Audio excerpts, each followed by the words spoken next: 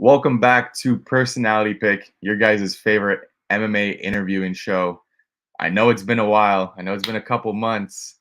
Your boy's been grinding. Your boy's 40 pounds lighter. He's looking for a fight. I've been training my ass off. And you know what? What better time to be back than now? And joining me today, 23 and 9, 11 wins by knockout, 8 by sub, and 5 by decision. It's UFC welterweight, Jared, the Night Train Gooden. Jared, welcome to the show. How are you doing today? Man, I'm phenomenal, brother. I want you to know, man, I just finished training, so my energy level's kind of low. That was a beautiful introduction, man. You got me right back up there, brother, man. Thank you, man. That was beautiful, man. Thank you. It's a Hey, pleasure to be here. it's the least I could do. How was training today? Training's great, brother. It's hard, and that's what I love about it because I believe in train hard, fight easy. You know what I mean? So I love it. I love being in the trenches. You know what I mean? And training, man. I'm it's awesome. I'm living. I tell people I live and die for May 11th. You know what I mean? That's the only thing I'm worried about. So being in the trenches right now is amazing. That's awesome. And what were you training today, if you don't mind me asking? Was it jiu-jitsu? Was it full-on MMA, Muay Thai? It was boxing. Me and my Boxing. boxing coach Kelly Davis. Um, we have a game plan to knock out my opponent. And what's so cool is I'm fighting May 11th. And what's cool is my opponent Kevin Jocelyn or something. I can't remember. I can't say his last name What right. did you say?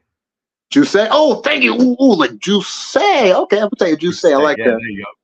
But I know everybody. So look, what's funny is a lot of people keep hitting up my Instagram, my Twitter, and all that stuff. They're like, "Oh, you're fighting a guy in the top 100 best strikers in the world." That's great. I'm still gonna go out there and knock him out. You know what I mean? Like, I don't know. Like, I do know. It's just like I don't know. Like I'm trying to see the best way to explain it. It's just like I know striking is his strength. I can't wait to go out there and lay him out. You know what I mean? Because like if he's ranked in the top 100, what are they gonna rank me when I knock him out? Ooh, that's awesome. That's that one-liner right there took it. Thank you. So tell me a little bit more about this fight camp and how it's going. What are you doing specifically to game plan for Kevin? You don't need to give out any specific details, but tell me a little bit about just going through this fight camp and what's motivating you this time around. Oh, great question. I want you know, I'm gonna let you know. I'm gonna let you and everybody, my opponent, know my game plan. My game plan is to go out there and I'm gonna jab him to death. You know what I mean? I'm gonna go out there, put my box on my left hand on him, I'm gonna jab him. The knockout's gonna come off of that. You know. So what am I working on? Again, I'm working on my stand up. Because again, he's a good striker. I'm also working on my ground game. I'm working on everything because this, at the end of the day, this is a mixed martial arts fight. It's in the UFC. My goal for this fight. My goal for this fight is to show the UFC that I'm a main eventer. You know what I mean? Like I don't like. It's cool to fight on the cards and all stuff. Again, it's cool to fight in the UFC. I love it. I love my job. I love my life. But I'm ready to show the UFC. I'm ready to show Sean Shelby and Dana White I'm a main eventer. You know what I mean? That's it. That's the goal. From go out there, I'm gonna knock this guy out. They already know I'm a finisher. I got 2 finishes in the UFC. Time to add on to that streak and just again prove I'm a main eventer and then get the belt. Yeah, and you proved it last time out. You battled some adversity against Wellington Turman, who you pretty much beat him at his own game. You subbed the submission artist. Tell me a little bit about that fight, going into it and leading up to that moment in the cage. Man, thank you, sir. What's cool is that was a surreal moment for me. So what's crazy is when I got the fight, when I got the email from Sean Shelby that I was fighting Wellington Turman, what's funny is I told all of my teammates, I told my coach, everybody, I'm going to submit him. I didn't know anything about him. I didn't know he was a jiu-jitsu black belt. He has all these accolades in jiu-jitsu. Like, I mean, he's won all kind of world titles. Good for him. I didn't know this. I don't like to research my opponent. You know what I mean? So when I went in there and actually submitted him, and at the end of it, like going back to the hotel, everybody telling me, "Oh, you did this. How could you do that?" It's an amazing feeling. It's surreal. You know what I mean? To beat somebody at their own game, it's amazing. And I'm taking this surreal feeling into the next fight. You know what I mean? Again, like you've already heard me say, I'm gonna knock out my opponent at his own game. I'm gonna knock him out. He's a stand-up guy. He's in the top 100 best strikers. Good for you, bro. Like I said, they're gonna rank me higher when I knock you out. That's awesome. Now, diverting some energy away from the fight, I want to get to know a little bit more about what got you into martial arts in the first place, and when did you realize it was something that you would want to pursue seriously? Oh, great question. Great question. I appreciate you. I'll never forget this. What's funny is so I grew up fighting. What I mean by growing up fighting is at first, growing up, I was mostly around like 4 or 5. I was mostly into shiny rocks and like bugs like that, which is funny. I have an older sister. She's 5 years older than me. So yeah, I had to be like 5 or 6 because I was already in school or like daycare or something like that. Anyways, my sister thought I was too nice and stuff like that when I was younger. So she would purposely like cause fights for me. You know what I mean? Like I'd be outside messing with my shiny rocks, messing with the bugs or whatever. My sister would be like, she'll call the kid over, hey, my brother was talking about you. And here's me looking to playing with these shiny rocks. And then all of a sudden I'm fighting now. You know what I mean? And so like it's funny because my sister doing that caused the mean streak in me. It caused me to love fighting. I love fighting now. I even love teaching people how to fight.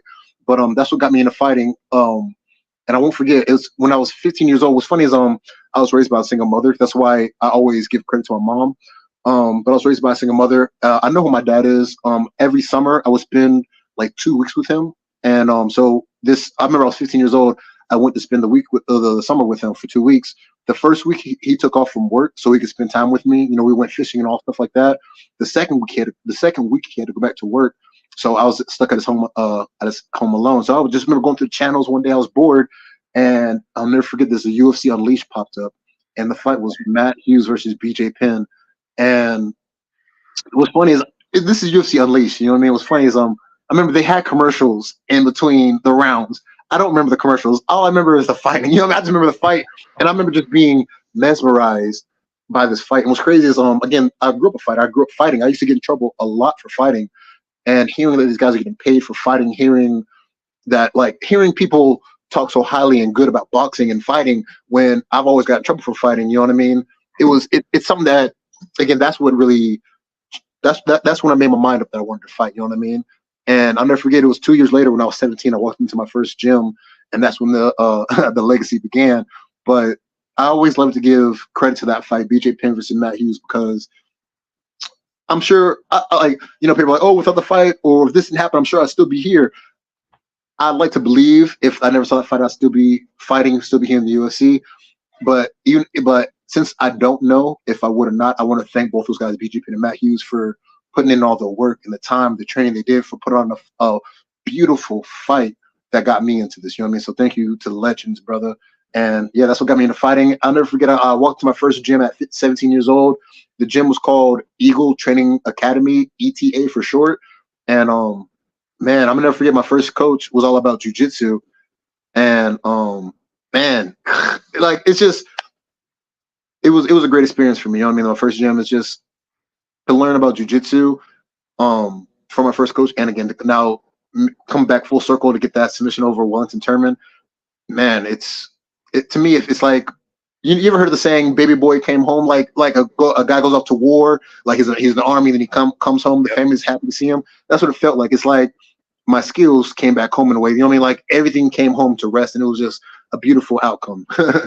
Yeah, that was like a full circle moment, and shout out to the legend and BJ Penn and Matt Hughes for not just that performance, many other amazing performances throughout their careers, because they've inspired many, not just you alone. But you know, looking back at your career, you started off 6-0, you were steam hot, and then you have that fight against David Vitke where you lost a close fight. It's a decision. Take me back to your emotions after that first professional loss. I know it can be tough on some fighters to talk about. Do you recall anything specific that you took away from that fight that you carried with you for the rest of your journey? 100%. Well, again, another great question, brother. Thank you. You're right. Yeah, I was 6-0 and I lost my first fight to Dave Vitke. You asked me if I remember anything about the fight. I'll be honest with you. What's funny is a lot of fighters won't admit this, but yeah, man. After that loss, it was a hard loss. The reason is because my opponent left out the cage with more damage than me. You know what I mean? I got out wrestled. You know what I mean? And like, it wasn't like Khabib where like he takes you down and smashes you. You know, this guy just took me down and held me down. You know what I mean? And the ref wouldn't stand us up and so again, I'm never one to be like, oh, blame the ref or blame this guy because I lost. It's on me. I messed up. You know what I mean? But I'll never forget. I lost that fight. I remember walking backstage, like going back to our locker room. Man, I ain't gonna lie to you. I remember there's a table in our locker room. I remember crawling under the table and crying. Bro. I'm not gonna lie to you, because like that loss really hit home. Because like what I'm like, everybody wants to be like Khabib. Everyone wants to be Floyd Mayweather. Oh, I want to be undefeated, never want to lose. It's cool to have those dreams. You know what I mean? Reality is going to hit. You know what I mean? Like some people can't always be perfect. You know what I mean? And honestly, I'm glad I'm not perfect. Like I'm glad my record's not perfect. Like, would it be cool? Yeah, but what my record says about me is I'm 23-9. Yep. I've gotten up 10 times. I've been knocked down 9 times, but I refuse to stay down. And like with saying that, the reason I'm saying that and why it's so important to me, I know a lot of great fighters out there who've lost one fight and they let the sport and everything go. You know what I mean? That it hurts me and it hurts the sport, I believe, because you could be something great. You know what I mean? Like imagine if John Jones never happened. Imagine John Jones losing a fight, or like imagine if he lose that DQ fight to Matt Hamill, right? And imagine him hanging up and never fighting again. We wouldn't know the amazingness of John Jones and all the amazing stuff he brought to the sport. You know what I mean? And so, like, again, I have a lot of friends who've lost one time and failed. I don't like if you stumble, it's not a fail. You know what I mean? It's like a learning experience. You know what I mean? Like on my record, I'm 23-9. You know, I tell people I have 9 losses. I don't have 9. I don't have 9 losses. I have 9 lessons. You know what I mean? I'm learning. You know what I mean? That's why I've gotten up 10 times. I refuse to stay down. So again, like I tell people, if there's any message I can give to people, it's like, man, never stop, never give up just because one thing or two things don't go your way. You know what I mean? Fight for it. If you have a goal, a dream, fight for it, man, because nobody else is gonna fight for you. Absolutely. And I could take this away from my own lessons in the gym too. And first starting off with jujitsu, and Dan, best fight picks, our guy, he'll tell My you this dude. too.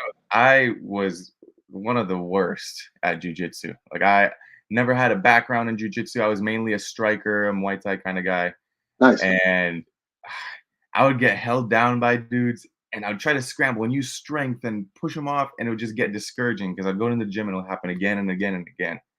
But Mm, the biggest thing is to stay like you just got to show up. If you once 100%. you show up consistently, you're gonna start to notice that okay, you're not doing the stupid stuff you were doing before. You're not using strength to pull people off of you, and all of a sudden you're all gassed out.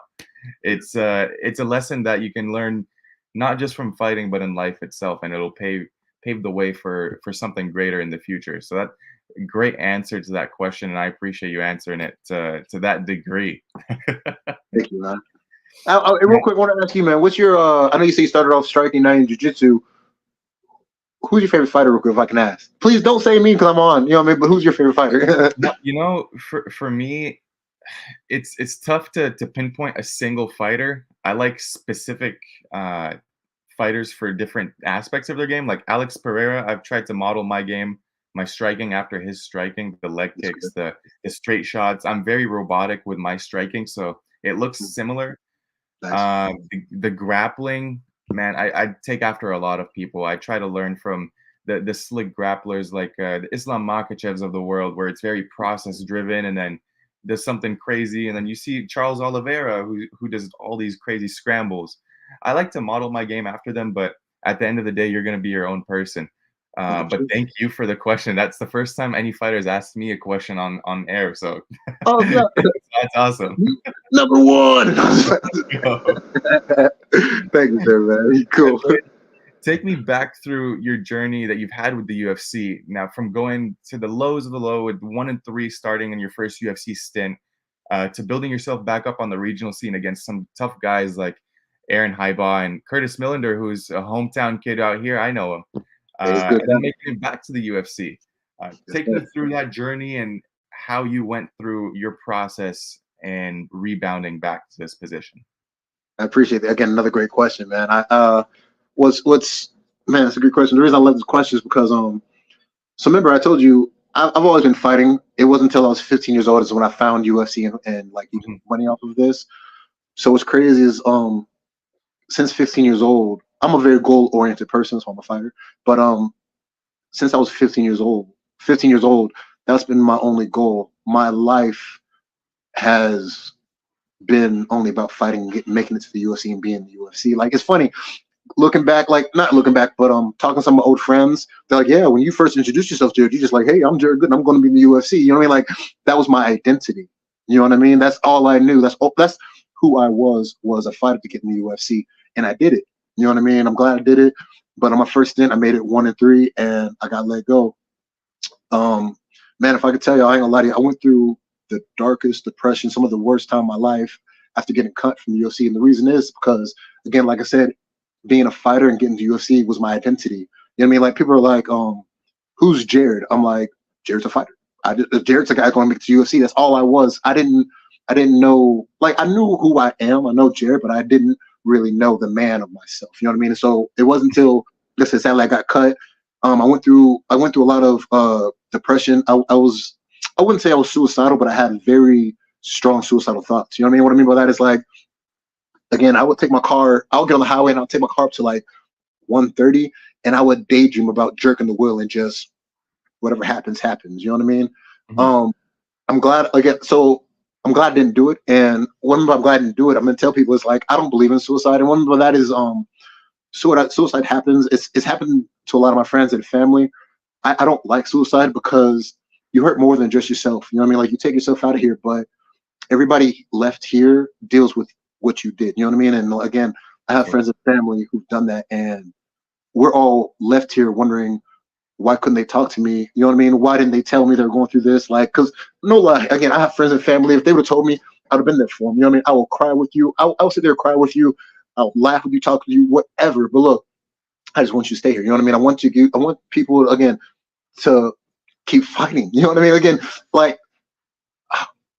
so many times people get get a shit end of something, or they run into a roadblock, like, oh, this is in that's it of me. I can't do this anymore.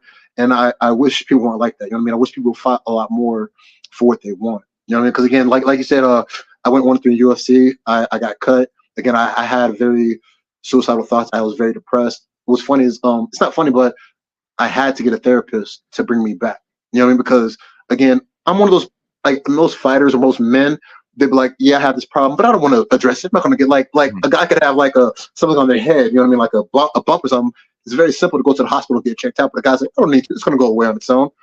That's how I felt about how. That's how I was about my feelings as well. You know, like, yeah, I got cut from the UFC and all that. Like, it sucked, but I was just going through the motions day to day, if that makes sense. I wasn't addressing the problems, and that's why I would have my suicidal thoughts. You know what I mean? And again, it wasn't until I got therapy that I was able to work my way back. And thankfully, yeah, my therapist and my coach. So look, I know my therapist did help me out, but my coach as well, Kelly Davis, my boxing coach, he taught me off the ledge. A lot of coaches don't get the validation they deserve. You know what I mean? Because again, I want to make sure I give some flowers to my coach right here, because my therapist helped me, my coach helped me the most. What I mean by that is, my coach is more than just a boxing coach. He's more than just an MMA coach. He's a life coach. You know what I mean? This man, I've been with him for 3 years. This man has helped me in my family life. You know what I mean? He's helped me be a better man. This man's helped me get my credit score. You know what I mean? Like people, again, most coaches, most fighters don't do that with other fighters. You know what I mean? They're just, you're here to work out and go home. You know what I mean? That's it. My coach, he he took the time to understand me and know me. And like, what's crazy is, like, he had no reason to. What I mean by that is, like, I met him through another fighter in the UFC, Philip Rowe. Me and him were training together, and that's how I ran into the coach. But what I mean is, like, he had no reason to want to train me or anything like that. But he took the goodness out of his heart, took time, you know what I mean, to train me. And with him, talking me off the ledge and bring me back, yeah, we made it 4-1 on the regional scene, making it back to UFC, baby. That Thank you for sharing all of that. I mean, going through the details that you went through, and in such a tough time, not a lot of fighters, not enough fighters speak about these dark times, these tough times, as much as they should, True. because what happens is, us as humans, we're gonna go through things as we go through life. We're not just Jared Gooden the fighter. We're Jared Gooden the human. At the end of Yes. the day, it's not just, our identity is not fighting. We still have a family. We still have friends, and it's the last thing we want is a loss in the community. And I'm glad you spoke up. I'm glad you seek the help that you got, and look where you are today. And I just encourage everyone that's watching this show, that's watching Jared, anyone out there that this reaches, to reach out if they need help, to Please. anyone, a close family friend, a therapist, to me. Listen, I'm always here to help, and that was just beautiful, Jared. Thank you for Thank sharing. you. Thank you. No, Man. it's driving me on, man. I like you said, not enough fighters or men are talking about this kind of stuff. And I believe, if I leave this world without helping anybody, I did not do my job. You know what I mean? So again, while I'm in this sport and doing this stuff, while I'm in life, if I can kick back some knowledge to people, if I can help somebody, that makes it all worth it. You know what I mean? So please, I hope I do. I hope that this can and does help somebody, man. But please, guys, yeah, always reach out. It doesn't matter what you're up against, no matter what you're fighting against. It's okay to lean on somebody else. You know what I mean? So again, guys, please reach out. It's never worth it. Now, Jared, talk to me about your upcoming fight, May 11th versus Kevin Jousset. What threats in Jousset's game do you feel like you could potentially expose? I know you spoke a little bit about the jabbing game plan. What excites you about this matchup specifically?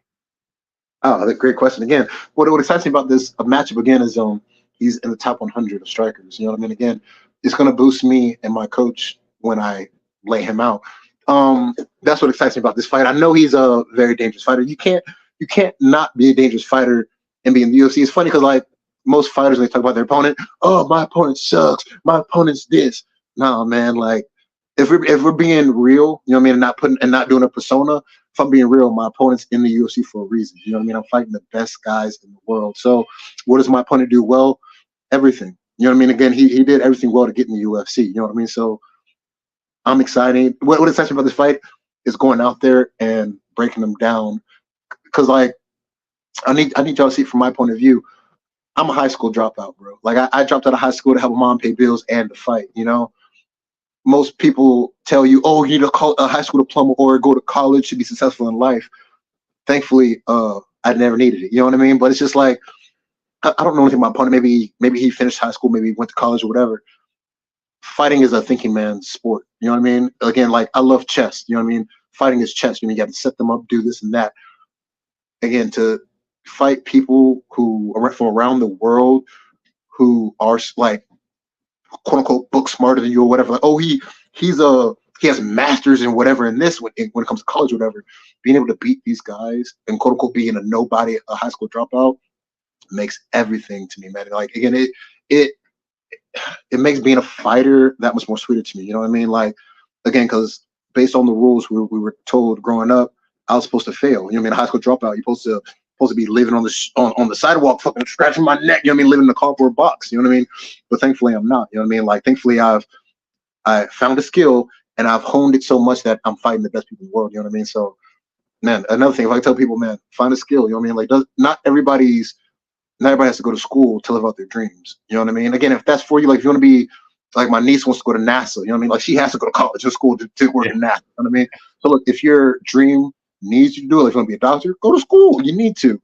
But if you can find life outside of school, or you can find happiness outside of the normal, what everybody tells you to, I tell them, please do that. Don't be like everybody else. Everybody's already been taken. Do you? Yes, sir. Now, with the win on May 11th, is there a specific name that you'd want to call out or you'd like to call out moving forward in the UFC, or is there a couple of names and you're still undecided on? Oh, man. Honestly, there's one guy I want really, really bad. I want Matt Brown. And the reason Matt Brown, the reason I want him, I've watched Matt Brown for over a decade of fight. You know what I mean? The way I see Matt Brown, he's like an MMA god in a way. You know what I mean? Like I'm sorry, MMA violence god. You know what I mean? Like he's always in violence, always leaving people messed up. Like the way he elbowed who was it? Diego Sanchez and folded him. The way he folded him was so beautiful. Again, the elbow was gnarly. Oh yeah. To know a guy's coming at you like that, to me, if he's fighting me, it's only going to elevate my game even better. You know what I mean? So after this knockout, I would love to stand across from Matt Brown and I would love 5 rounds of Matt Brown. You know what I mean? I don't think 15 is enough. I want 5 rounds of me and him just beating the absolute crap out of each other. Amazing call out, and I could see that fight playing out really well. Damn. Now, Jared, before we go, I gotta ask, how did your nickname, the Night Train, come about, and was there someone specific that gave it to you? Yes, sir. Yes, sir. Again, another great question. I appreciate you asking this. Of course. What's funny is when I was amateur, I went 6-1 as an amateur. Through my entire amateur career, I was nicknamed My Bad. And the reason is because I was a very nice guy. What it is like, if I was walking straight and you're walking this way, if I was to see that we were going to like not collide, but almost be each other's way, I would just say my bad and like move out the way. I didn't want to be in somebody's way. I didn't want to be a problem or burden to people. And my coaches hated me saying my bad so much that they made it my nickname. You know what I mean? So for my whole amateur career, I was just Jared My Bad Gooden. But it wasn't until I won the Georgia amateur belt here in Georgia, and like I won it at Wild Bills, and I went home. Was funny to have my family from Alabama come in, have my uncle, my aunt, my two cousins come in, right? And my uncle used to draw for Marvel. He used to draw for Marvel or DC. I can't remember. Oh, wow. But he used to deal with superheroes. You know what I mean? He would draw them up and all that kind of stuff. And it was crazy. I remember my mom. We're all in the living room. I had the belt hanging off my shoulder, and my mom's like, "Hey, because she hated the nickname My Bad. She hated it because she heard it enough too, you know. But she asked my uncle. She's like, his name's Uncle Alfred. She was like, what would you name Jared if you could? And I'll never forget. My uncle looked at me for a good hard minute. He just stared at me, right? And then he's like, Night Train, and like he said it just like that. I swear, he's like Night Train. And what's funny is I made that face. I'm like, why Night Train? Again, he just watched me fight. He's like, in a fight, you're always moving forward like a train. He's like, and you're dark as fuck. I'm like, God. So what's funny is I remember a week later, I made back to gym and I told my coaches what my uncle thought would be a good nickname for me. I hated it. I just told them because I thought it would be funny. And I remember they heard it. They looked at me. They heard it. They're like, that actually fits really well. I was like, and so it just stuck after that. I'll never forget. Like they loved it. And then from there, when I was pro, Jared Night Train Gooden began, baby. That's an epic story to the nickname, Jared. Thank you, sir. Thank you. Shout out to Uncle. Come on, big Uncle Alfred, baby. Jared, the floor is yours. I want you to shout out everyone that you want to shout out. Let the people know where they can find you. Thank you for the amazing interview. And then I want you to hang around after you're done. Once we end the stream, I want to talk to you face to face too and get to know you a little more here. But the floor is yours. Please tell people where they could find you, and then shout out your coaches, your team, whoever you'd like. Thank you, brother. Thank you. Hey, guys, I want to let you know again, Jared Night Train Gooden here. We're fighting May 11th. I'm fighting Kevin Juice. There you go. No, hey, that's what I'm just saying. Juice, but like fancy Juice. But yeah, I'm fighting Kevin Juice May 11th. Please, guys, watch. It's gonna be on ESPN Plus. Check me out. You can find me on Facebook, Jared Night Train Gooden. You can find me on Instagram. It'll be Night Train MMA 23. Twitter, capital J, capital G, Night Train 23, guys. I want to give a quick shout out again to my coach, Kelly Davis. Again, man, thank you again for not only being my coach and fighting, thanks for being a coach in life. I want to give a shout out to my gym owner, Tasha. She owns the gym I train at, Muscle City Barbell. I'm actually here in the office right now. You can see the curtain and everything behind me. I'm in the office because I just finished training. I want to give a shout out to Muscle City Barbell. Give a shout out to my sponsors. I want to give a shout out to 100% Chiropractic in Buford. My boy, Dr. Steve Nutty, works on me. I tell everybody if you need a chiropractor, check out 100% Chiropractic. I also want to say thank you to my sponsor, 100% Nutrition. So 100% Chiropractic just has a new scientifically proven oh my goodness, I just read about this. They have new supplements coming out, and they've been scientifically proven and backed up. You know what I mean? So definitely, guys, check out 100% Nutrition, guys. I'm gonna start posting them on my page again. Check me out, Night Train MMA 23. Yeah, man, dude, thank you for having me on here, brother. Like, I can't wait for May 11th, man. I'll live and die for this day. Hey, we're all looking forward to seeing you go out there and show us some good work, man. Guys, thank you so much for joining in. Thank you so much for being patient with me through my own process. We're back for good now. So, yeah, looking forward to more interviews and hopefully having Jared on after he gets that knockout win on May 11th as well. 100%. I'm here. All right, cool. Sounds good, guys. We will see you for the next episode, which will probably be Friday. So keep your eyes peeled for that. And then, Jared, like I said, just hang around for a second. I'm going to end the stream right now, and then we'll be good to go. But like, comment, subscribe. We'll see y'all next time. Peace.